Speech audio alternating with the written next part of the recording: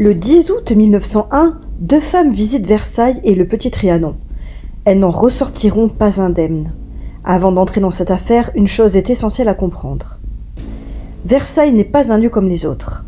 Pendant plus d'un siècle, des milliers de personnes y ont vécu, enfermées dans un monde de pouvoir, de jalousie et de trahison. Beaucoup n'en sont jamais repartis. Lorsque la Révolution française éclate, le palais bascule dans le chaos. Arrestations, peurs, exécutions, autant de drames qui laissent des traces. De nombreux témoignages de visiteurs ou de gardiens parlent de bruits de pas, portes qui claquent, silhouettes aperçues dans l'ombre. Mais parmi toutes les histoires liées à Versailles, une se distingue parce qu'elle est documentée et datée.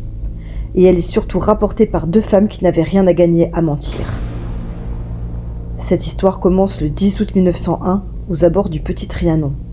Ce jour-là, deux femmes anglaises, Charlotte Anne Moberly, directrice d'un collège féminin à Oxford, et Éléanore Jourdain, son ancienne élève devenue collaboratrice, visitent Versailles. Elles ne s'intéressent ni aux fantômes, ni aux phénomènes paranormaux. Leur visite est ordinaire, touristique, du moins au début. La matinée se déroule normalement. Visite du château, du palais des glaces, des jardins quand elles décident d'aller visiter le Trianon. Le temps est clair, la journée est calme. Pourtant, à mesure qu'elles avancent dans les jardins, quelque chose se dérègle. Comme une sensation étrange, l'impression que le lieu a changé. C'est à cet instant précis que l'expérience commence réellement. Elles croisent deux hommes vêtus de manteaux verts, de petits chapeaux à trois coins et de bêches à la main. Des jardiniers mais d'une autre époque.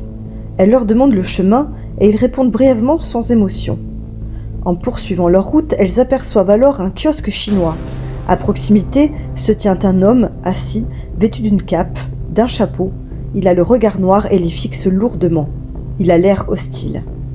Peu après, un troisième homme apparaît avec des cheveux frisés, un regard lui aussi sombre. Il s'exprime brièvement dans un langage difficile à saisir, puis indique un chemin comme pour les éloigner. Quelques instants plus tard, l'une des deux femmes remarque une femme assise. Elle dessine une robe claire avec un chapeau blanc et elles ont l'impression de voir Marie-Antoinette. Les jardins semblent figés, plus de vent, plus de bruit, plus de mouvement, comme si le temps s'était arrêté. La promenade s'achève brutalement. Les deux femmes quittent les lieux, troublées et silencieuses. Ce n'est que plus tard, de retour à Paris, qu'elles osent en parler. Elles constatent alors qu'elles ont ressenti la même angoisse au même endroit et au même moment.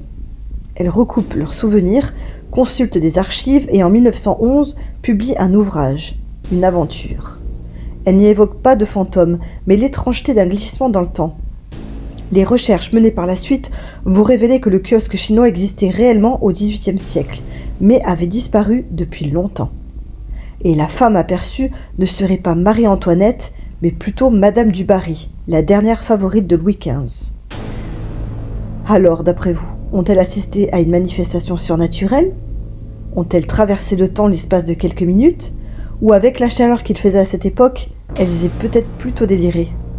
Si cette vidéo t'a plu, n'oublie pas de liker, de t'abonner et d'activer la cloche si tu ne veux pas être maudit.